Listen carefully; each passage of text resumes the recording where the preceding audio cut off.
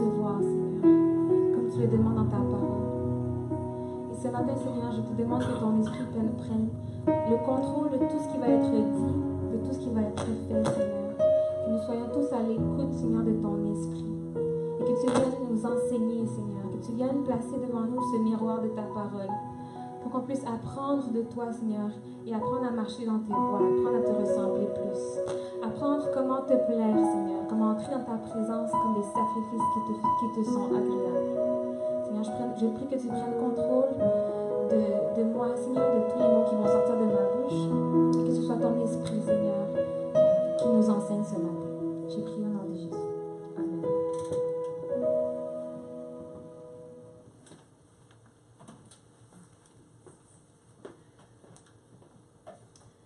Alors ce matin, on va faire ensemble une réflexion. Ça ne va pas être très long. Et ça ne va pas être quelque chose de nouveau vraiment, mais j'aimerais ça qu'on se mette tous, qu'on regarde la parole aujourd'hui vraiment comme un miroir, comme la parole dit que c'est un miroir qui nous aide à voir notre état. Et j'aimerais qu'on prenne le temps ce matin de réfléchir à où est-ce qu'on en est.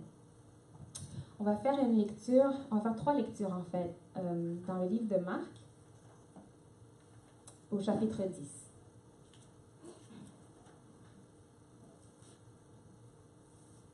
Est-ce que tout le monde a sa Bible? Non? C'est pas grave, on va l'afficher en avant. Ça va être, le premier passage va être au chapitre 10, les versets 17 à 26.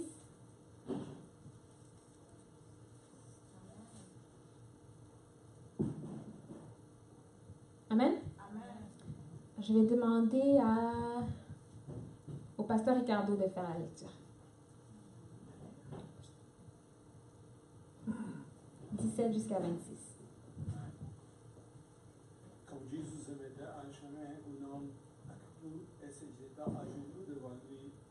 Bon maître, lui demandait-il, que dois-je faire pour hériter la vie éternelle? Jésus lui dit, pourquoi m'appelles-tu bon? Il n'y a de bon que Dieu seul. Tu connais les commandements.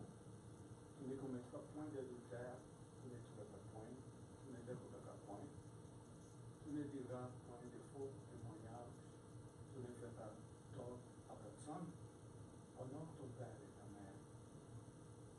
Il lui répondit, Maître, j'ai observé toutes ces choses de ma jeunesse. Jésus l'ayant regardé, l'aimait, il lui dit, il te manque une chose, va. Tout ce que tu as, donne-le aux pauvres, et tu auras un trésor dans le ciel, et viens et suis-moi. Mais affligé de cette parole, cet homme s'en alla tout triste, car il avait de grands biens. Jésus regarda autour de lui, dit à ses disciples, il sera difficile à ceux qui ont de richesses d'entrer dans le royaume de Dieu. Les disciples furent étonnés de ce que Jésus parlait ainsi. Et reprenant, il leur dit, mes enfants, qu'il est difficile à ceux qui se confient dans la richesse d'entrer dans le royaume de Dieu. Il est plus facile à un chameau de passer pour les trous d'une aiguille qu'à un riche d'entrer dans le royaume de Dieu.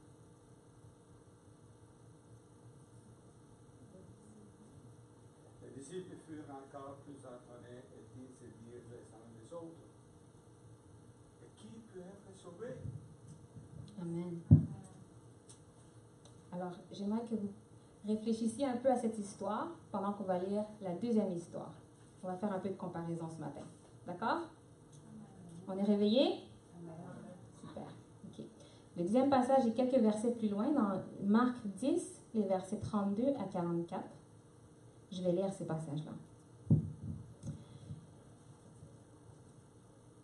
On commence au verset 32.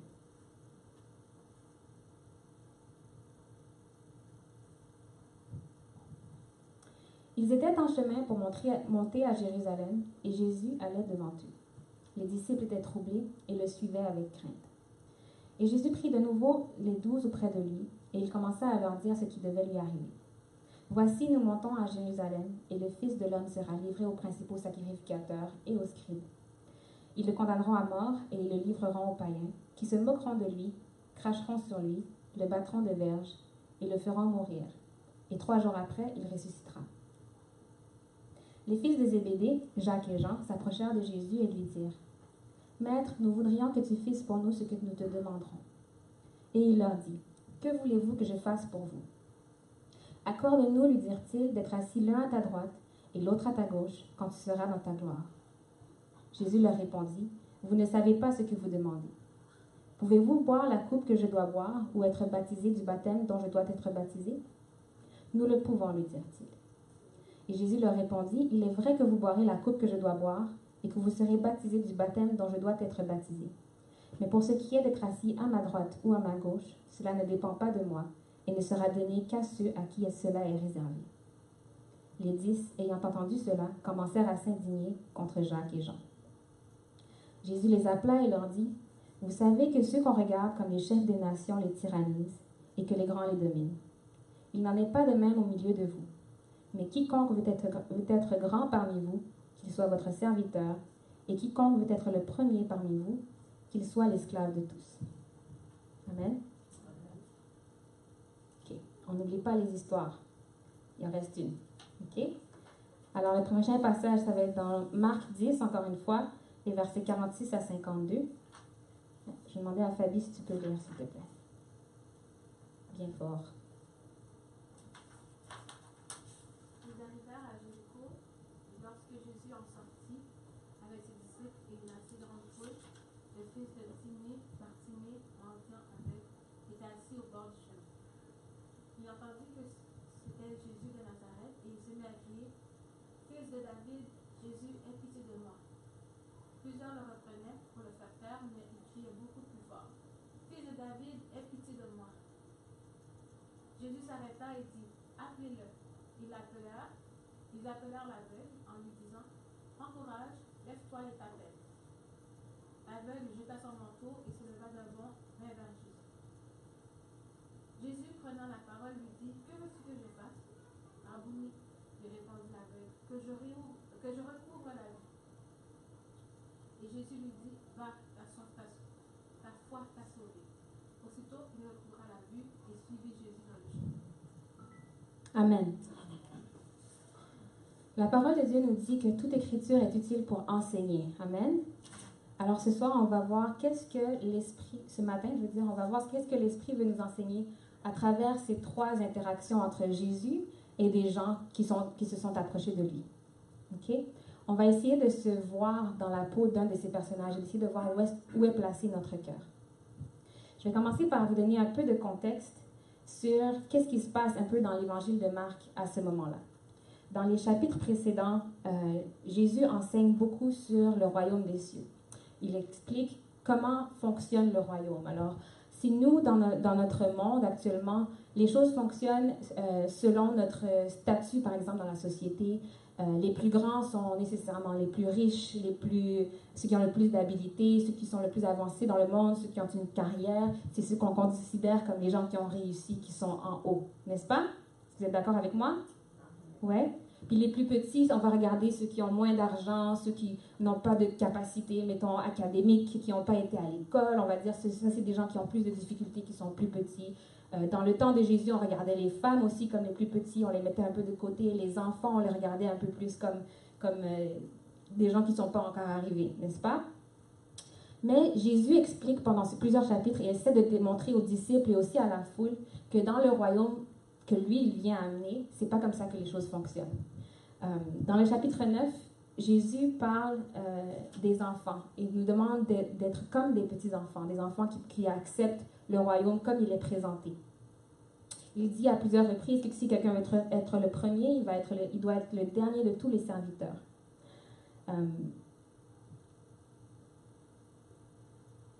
Voilà.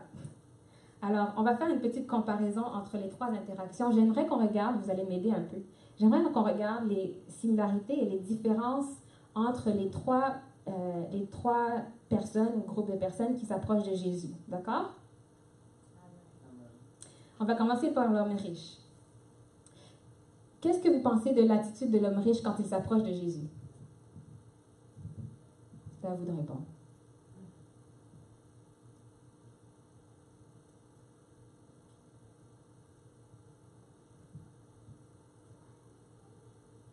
Personne?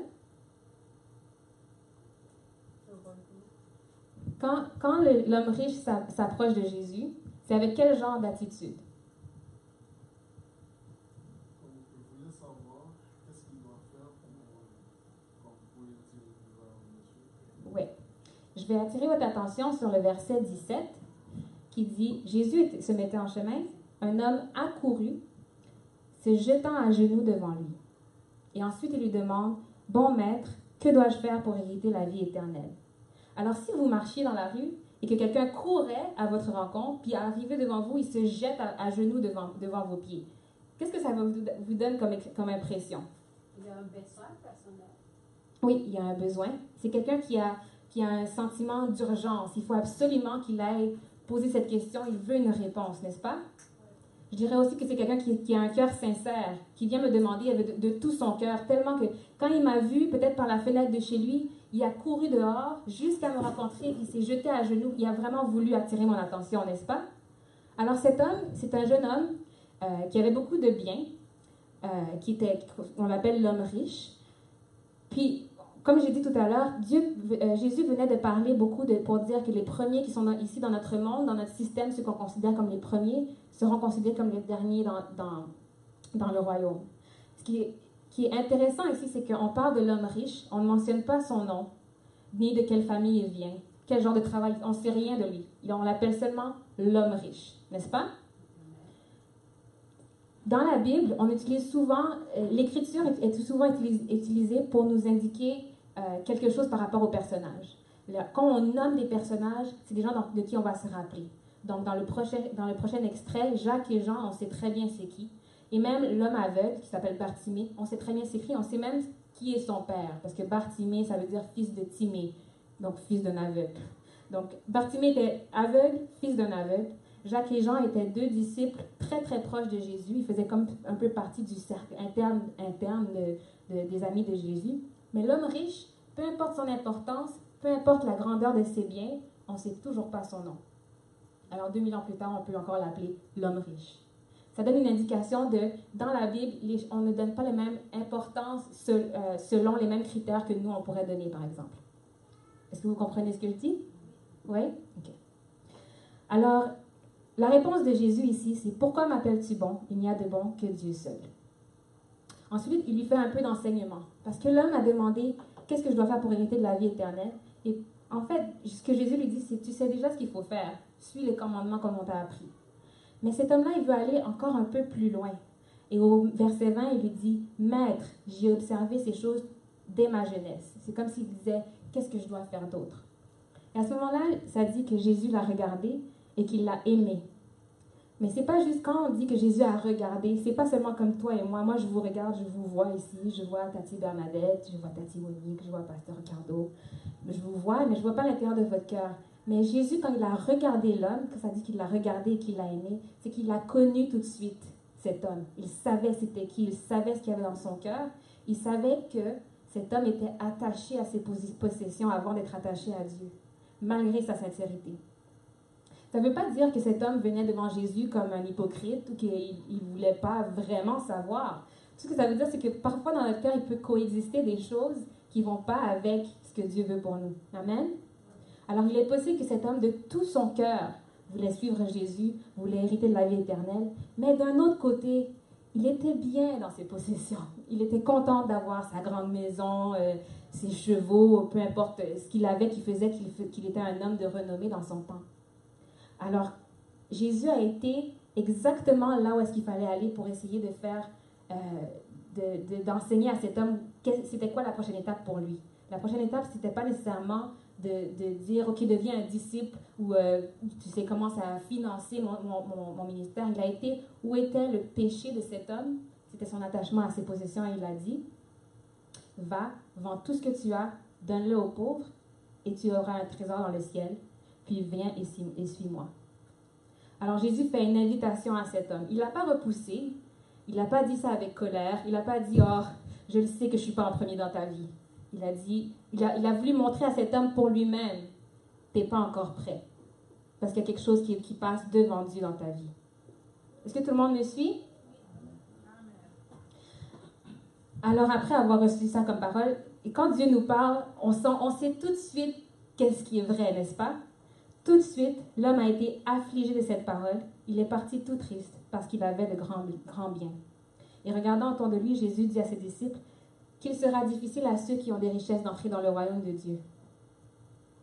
Pourquoi c'est difficile à celui qui a des richesses de rentrer dans le royaume de Dieu? Est-ce que c'est mal? Est-ce que c'est un péché d'être riche? Alors pourquoi c'est si difficile? Oui, parce que là où est ton cœur, là où est ton trésor, c'est là que ton cœur va être, n'est-ce pas? Dieu nous dit qu'on va avoir un trésor dans l'éternité. Il veut que notre cœur soit attaché à lui dans l'éternité, avant d'être attaché ici. Donc Dieu peut te donner des richesses, il peut te donner la prospérité, mais il veut toujours qu'il reste premier dans ta vie. Et il est prêt à t'enseigner ça. Il n'a pas repoussé ce jeune homme. Il lui a fait une invitation. Ça veut dire, quand tu seras prêt à me mettre au-delà de tes richesses matérielles, viens et suis-moi. Franchement, c'est ça qu'il a dit à cet homme. Amen. On va passer à Jacques et à Jean. Qu'est-ce qu'on a à dire de comment Jacques et Jean se sont approchés de Jésus? Quelle attitude est-ce qu'ils ont eue?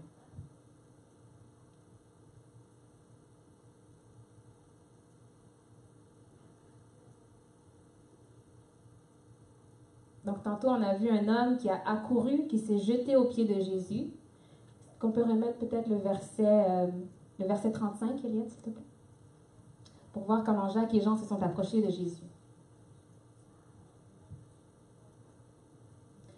Les fils de Zébédée, Jacques et Jean, s'approchèrent de Jésus et lui dirent, « Maître, nous voudrions que tu fasses pour nous ce que nous te demanderons. » Quel genre d'attitude il y a ici? C'est quoi l'atmosphère?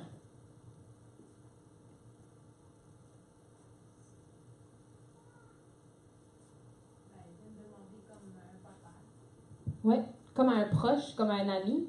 Jacques et Jean suivent Jésus depuis pratiquement le début de son ministère, n'est-ce pas? Oui? Oui? On me répond? Oui, bravo.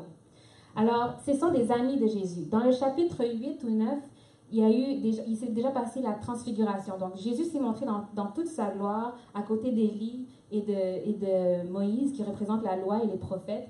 Et c'était Pierre, Jacques et Jean qui étaient là. Donc, Pierre, Jacques et Jean, c'est comme la petite clique interne de Jésus. Ils sont proches de Jésus, ils ont vu des choses que les autres n'ont pas vues, ils ont entendu des choses que les autres n'ont pas entendues et connaissent Jésus. C'est des gens qui le suivent, qui ont marché avec lui, qui ont vu des miracles. Amen. Donc, ils sont quand même assez à l'aise avec Jésus. Ils ont mangé avec lui, ils ont dormi avec lui. Ils savent comment ça fonctionne. Ils savent qu'ils peuvent s'approcher de lui.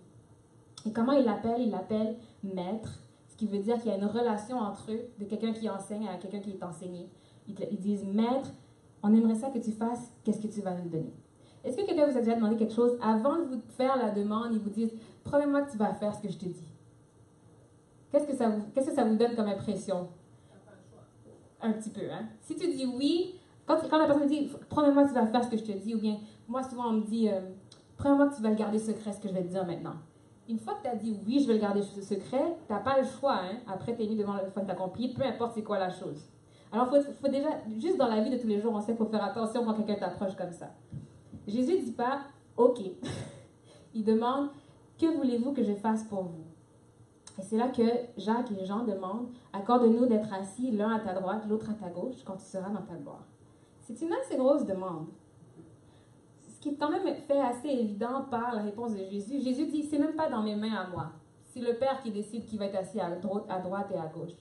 Mais ce qui est important ici, c'est que Jacques et Jean, ce qui vient de se passer juste là au verset 33, Jésus est en train de parler de qu'est-ce qui va arriver.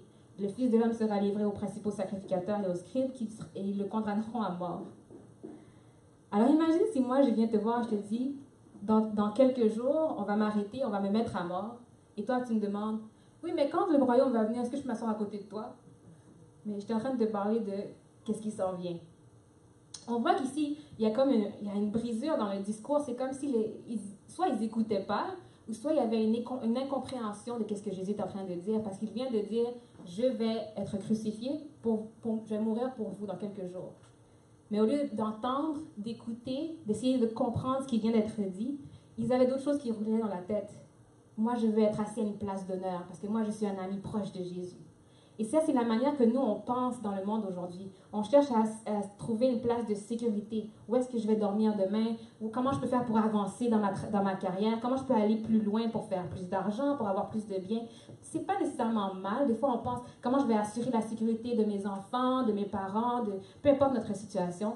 Mais parfois, Dieu est en train de parler de quelque chose et nous, on a la tête dans des choses qui sont pas vraiment en rapport avec ce que Dieu vient de dire. Et des fois, ça peut être frustrant parce qu'on va venir voir Jésus, on va lui demander quelque chose, puis qu'est-ce que Dieu dit? Qu'est-ce que Jésus répond? Il dit, vous ne savez pas ce que vous demandez.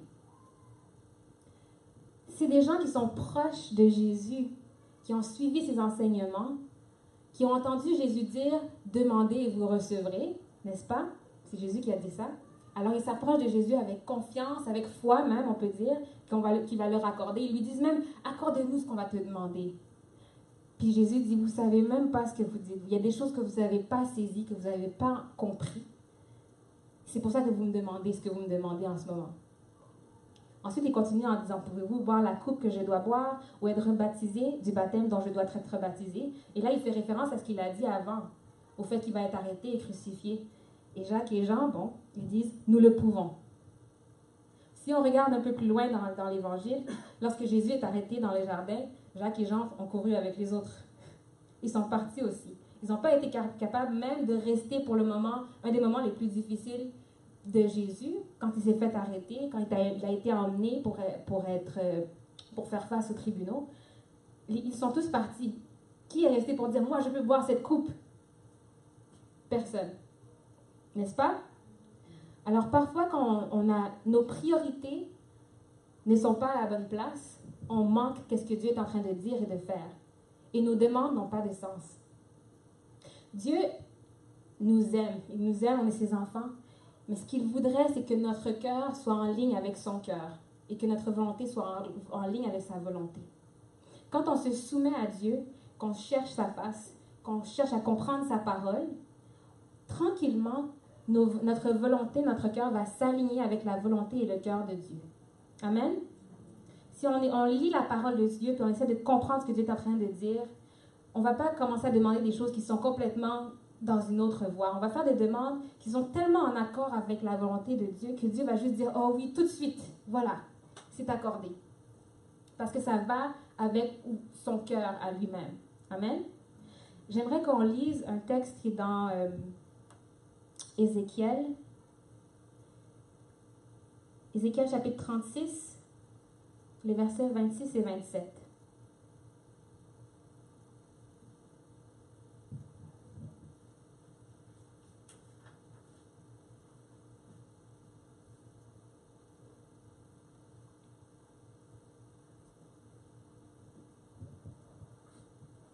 Je vais commencer à lire pour vous. Je vous donnerai un cœur nouveau et je mettrai en vous un esprit nouveau. J'ôterai de votre corps le cœur de pierre et je vous donnerai un cœur de chair. Je mettrai mon esprit sur vous et je ferai en sorte que vous suiviez mes ordonnances et que vous observiez et pratiquiez mes lois. Qu'est-ce que ça veut dire? Ça veut dire que moi, tout seul, je peux pas avoir le cœur de Dieu. Je ne peux pas vouloir les choses que Dieu veut parce que ce n'est pas mon instinct. Ce n'est pas en moi. Quand on est né, on n'est pas né avec la même volonté que Dieu veut.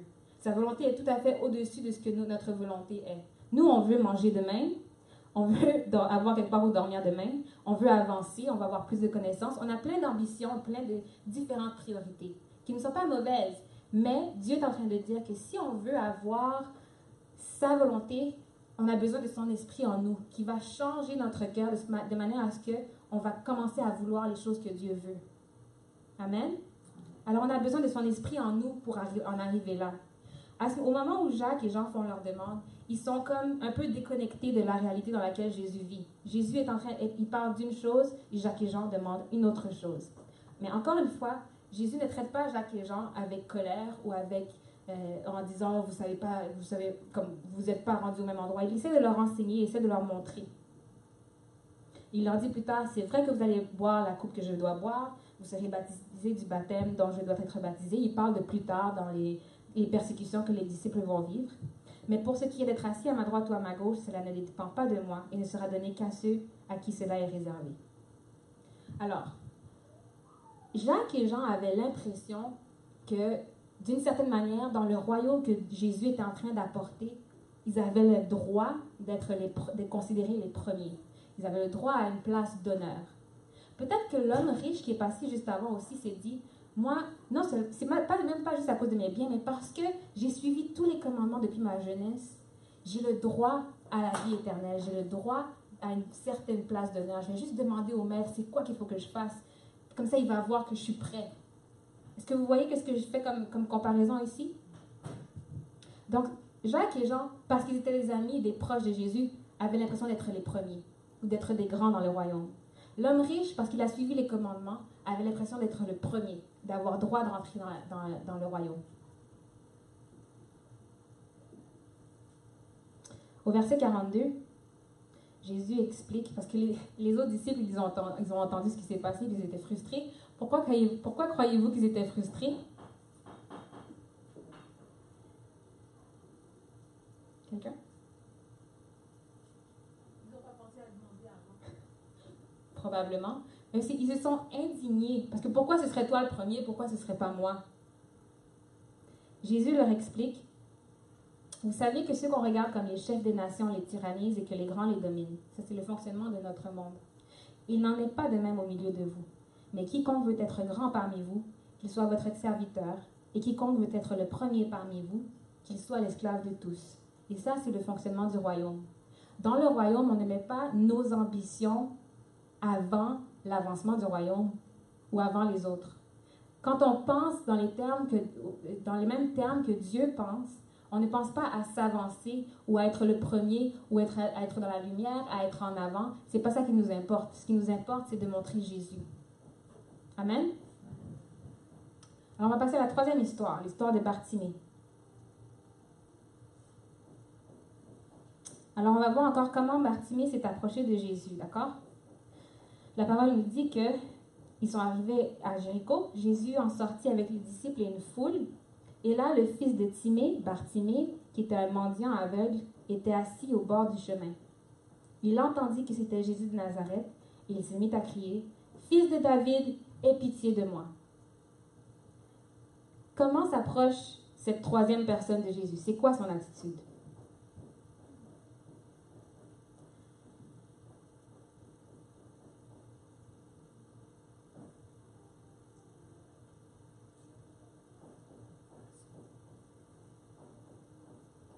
Vous chuchotez, j'ai pas entendu. Donc,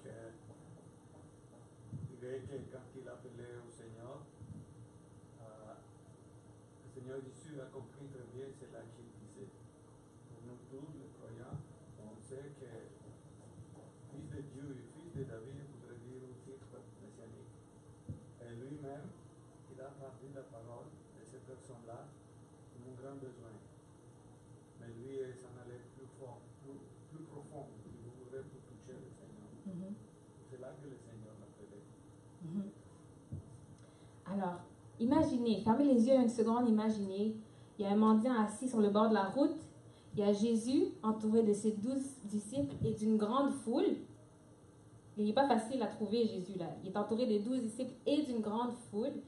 Et le mendiant entend, parce que la foule parle, il discute, « Oh, c'est Jésus qui est arrivé, Jésus est là, Jésus sort de Jéricho. » Et tout de suite, le mendiant dit, « C'est ma chance. Il faut qu'il m'entende, il faut qu'il me voie. » Et le mendiant, qui est aveugle, il ne peut pas juste chercher des yeux où est Jésus puis essayer de s'approcher. Il faut qu'il se mette à crier, « Jésus, fils de David, aie pitié de moi. » Et fils de David, c'est comme s'il disait tout simplement, « Tu es le Messie. Je sais que tu es le Messie. » Parce qu'on savait que le Messie devait venir de la lignée de David. C'est un titre qui indique que cet homme croyait que Jésus était le Messie.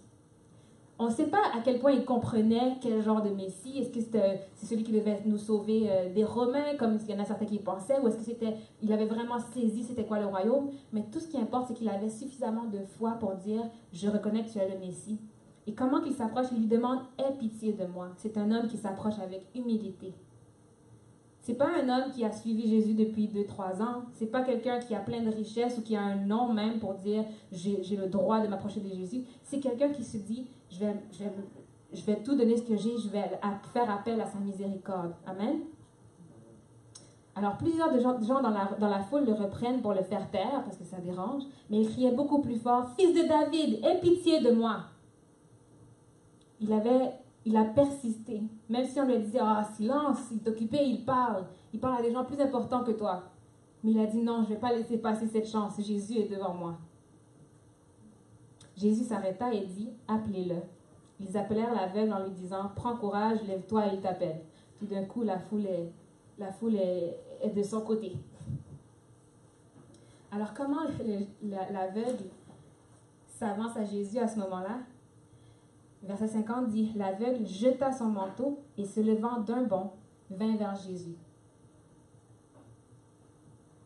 Comme c'était un aveugle mendiant, on peut supposer qu'il n'avait pas beaucoup de possessions. Okay? Son manteau, c'est probablement une des seules choses qui lui appartient, qui est à lui-même. C'est peut-être même ce qu'il met devant lui pour essayer de recueillir de l'argent, ou ce sur quoi il s'assoit, c'est ce qu'il met quand il fait froid la nuit pour pouvoir se réchauffer un peu. Mais une fois que Jésus l'a appelé, il n'avait plus aucune pensée pour qu'est-ce qui m'appartient. J'ai besoin de m'occuper de rien. Tout ce que j'ai besoin, c'est de me rendre devant Jésus parce qu'il m'a appelé. Il s'est levé d'un bond. Il a jeté son manteau. Il est allé vers la voie qui l'appelle. Amen. Cet homme avait vraiment soif de voir Jésus. Il avait besoin de faire sa demande à Jésus. Tout son cœur, tout ce qu'il était et tout ce qu'il avait était dans sa demande à Jésus. Avec aucune prétention. Je n'ai pas besoin de mettre mon manteau pour dire que j'ai quelque chose dans ce monde. Je vais m'approcher avec qu'est-ce que j'ai dans ce monde. Il n'avait pas besoin qu'on voit tout ça. Il sait qui il est. Il sait qu'il est un mendiant. Il sait qu'il est un aveugle. Il sait qu'il n'a pas de droit. C'est pour ça qu'il a fait appel à la miséricorde. Quand tu fais appel à la miséricorde de quelqu'un, ou quand tu dis à quelqu'un, aie pitié de moi, tu sais que ce n'est pas parce que tu mérites la faveur.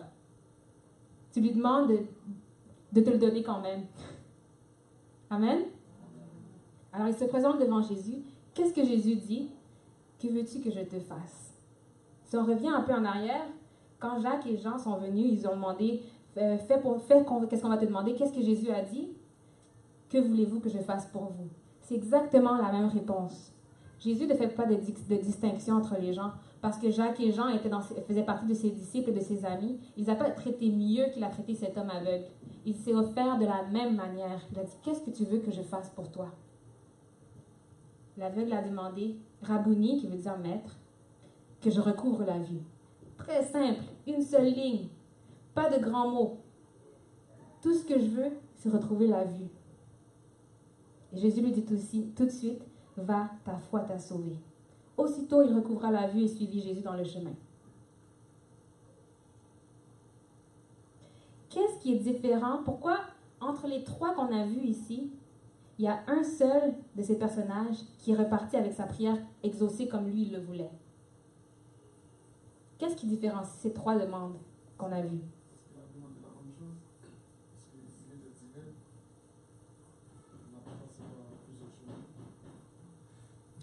Il a reconnu qui Jésus était. Il a demandé la chose simplement. Ça, c'est le désir de mon cœur. Il lui a demandé, aie pitié de moi. Il ne cherchait pas à s'établir une place dans le royaume. Il ne cherchait pas à montrer à quel point il était déjà bien en suivant les commandements et quoi. Peu importe les raisons. On ne connaît pas le passé de cet homme, mais tout ce qu'on sait, c'est que dans ce moment-là, tout son cœur était placé dans cette demande que je recouvre la vue. Quand Jésus guérit dans les évangiles, nous on lit, c'est écrit, il a recouvré la vue, et pour nous, ça peut paraître comme une chose qui est simplement physique. Ses yeux ne pouvaient pas voir, tout d'un coup, ses yeux pouvaient voir. Mais ce n'est pas seulement une guérison physique qui s'opère à ce moment-là. Quand Jésus guérit, il guérit sur tous les niveaux. Un homme aveugle, dans ce temps-là, ne pouvait pas travailler. Ce n'est pas pour rien qu'il était mendiant. Mais tout d'un coup, avec les yeux ouverts, il va pouvoir commencer à chercher du travail, à pourvoir pour lui-même et peut-être pour sa famille.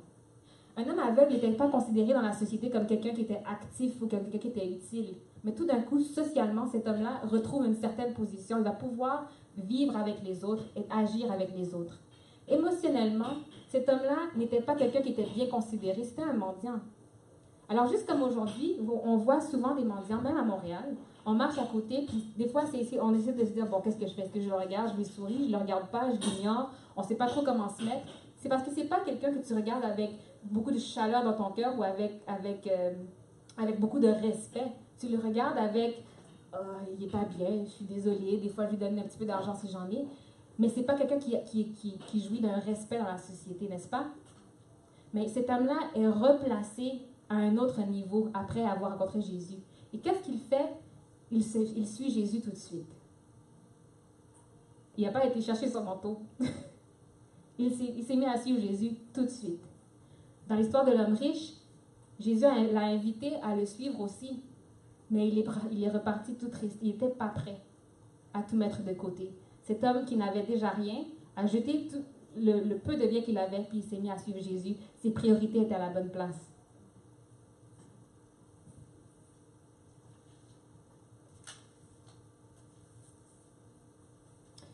Quand Jésus nous explique le royaume, souvent il y a des points qui sont difficiles pour nous de comprendre.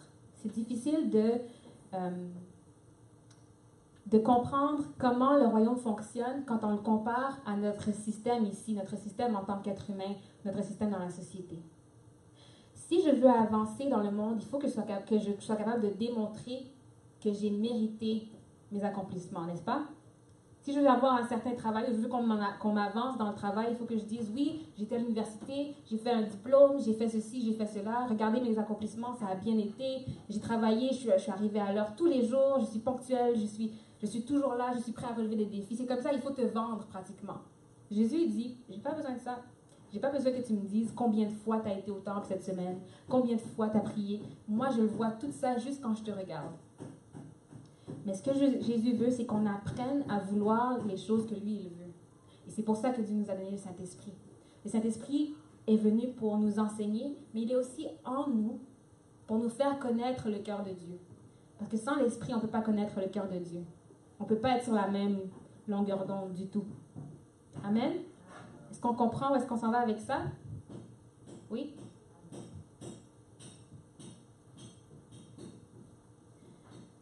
Donc, comment je peux faire pour avoir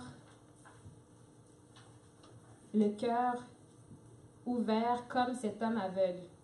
Parce que si on regarde les trois, laquelle de ces trois interactions est-ce qu'on aimerait avoir avec Jésus? L'aveugle? Ouais, moi aussi j'aimerais être l'aveugle. Pourquoi? Parce que l'aveugle, il a reçu ce qu'il a demandé. Quand la parole de Dieu dit « Demandez et vous recevrez », c'est aux disciples qu'il a dit ça. Jacques et Jean étaient là, mais eux, ils n'ont pas reçu ce qu'ils ont demandé, parce que ce qu'ils ont demandé, ça n'allait pas avec le cœur de Dieu. Justement, dans le livre de Jacques, au chapitre 4 et au verset 3, ça dit « Vous demandez et vous ne recevez pas parce que vous demandez mal. Vous demandez pour satisfaire vos passions. » C'est exactement ce qui passe ici. On ne se demande pas trop où est-ce que Jacques a trouvé a été éclairé par rapport à ça. Il l'a vécu. Il n'a pas juste écrit ça comme ça, il l'a vécu. Il sait que parfois notre cœur s'en va dans de différentes directions. Mais dans aucun des cas, Jésus n'a exprimé de colère. « Oh, tu comprends toujours pas. Ça fait 2 ans, ça fait 3 ans, tu étais un de mes premiers disciples. Comment tu n'as pas encore compris que c'est pas de ça qu'on parle? J'essaie de t'expliquer les choses du royaume, mais tu ne comprends pas. » Mais à chaque fois, il essaie de donner la leçon qu'il faut. Il est capable de venir directement là où est-ce que tu as besoin, de voir exactement ce qui doit sortir, puis de te le dire. Il dit, tu n'es pas prêt parce que tu es attaché à tes possessions. Va apprendre à vivre pour moi, puis reviens et suis-moi, je vais t'attendre. Les bras ouverts, je vais t'attendre. Si l'homme riche s'était retourné, puis il avait dit, non, tu sais quoi, je suis prêt. Je vends ma maison, je vends mes chevaux, je laisse mes affaires, je vais te suivre. Jésus l'aurait accueilli avec joie. Il n'a jamais refusé que qui que ce soit le suive. Amen. Alors, comme je disais au début, j'aimerais qu'aujourd'hui, on regarde notre propre cœur et qu'on regarde comment on s'approche de Dieu, comment on s'approche de son trône. On a tous des demandes, on a tous des requêtes. Si jamais Dieu nous demande de s'approcher de son trône pour lui faire nos demandes, il veut qu'on vienne le voir. Il dit qu'il est notre Père. Jésus a dit qu'il était notre ami. Il veut qu'on vienne le voir. Mais est-ce qu'on y va avec une attitude de cœur qui lui plaît? Est-ce qu'on y va avec la foi? La parole nous dit qu'on ne peut pas être agréable à Dieu si on n'a pas la foi. On ne peut pas s'approcher de son trône et commencer à lui demander des choses si on ne croit pas. Si on ne croit pas en qui il est, si on ne croit pas qu'il est bon, qu'il veut pourvoir pour nous. Ça ne sert à rien de s'approcher du trône et de commencer à demander des choses. Si on ne connaît pas Dieu non plus, ça ne sert à rien de commencer à demander des choses que, dans le plan de Dieu, n'ont aucun lien, aucun rapport. Il y a beaucoup de prières dans la Bible. Beaucoup, beaucoup de prières. Il y a des prières qui sont répondues comme ça pour la chose qui a été demandée. Je ne sais pas combien d'aveugles Jésus a guéri, combien de malades Jésus a guéri instantanément. Et il y en a d'autres où Jésus passe dans la ville, je crois bien que c'était à Nazareth, où est-ce qu'il ne pouvait même pas rester pour enseigner. Il a guéri 1 ou 2 malades, mais il y avait tellement d'incrédulité, il y avait tellement d'autres choses. La tête des gens était tellement en train de se dire, mais non, c'est le fils du charpentier. Je le connais, lui, il ne peut pas être le Messie, il ne peut pas être le fils de Dieu. C'est à ça qu'il pense, alors que Dieu est en train de passer dans la ville, il est en train d'offrir le royaume. Alors, quel genre de choses nous distrait quand Jésus passe, quand Jésus parle? Quand on vient à l'église dimanche matin, ça peut être un moment, on a dans la tête déjà, demain c'est lundi, je dois aller travailler, je dois prendre les enfants, je dois les emmener à l'école, je dois faire ceci, le loyer va passer jeudi, ceci va arriver, comment je vais faire? Il y a une promotion au travail, j'ai besoin de montrer telle affaire, je vais travailler sur mon CV. Tout ça, c'est pas que c'est péché de penser à ces choses-là, mais au moment où Dieu passe à côté de toi, qu'est-ce qui passe dans ta tête? Quelle est la demande que tu veux lui faire? Parce que si tout ce que tu penses, c'est demain au travail, je dois faire ça, je dois faire ça, je dois faire ça, Jésus arrive, puis il dit, qu'est-ce que tu veux que je fasse pour toi? Oh, donne-moi la promotion. C'est normal, dans le sens où c'est humain de vouloir ces choses-là. Et c'est pas ça qui est péché. Ce qui est péché, c'est de mettre toutes ces choses devant Jésus. Comme quoi, c'est ça qui est le plus important.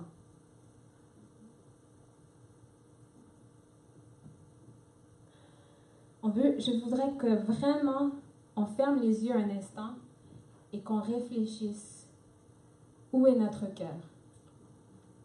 Qu'on remette en ordre nos priorités. Jésus ne nous repousse pas. Il ne nous met pas dehors parce qu'on a fait une erreur. Il nous invite. Règle ce qu'il y a à régler et puis viens et suis-moi. Amen.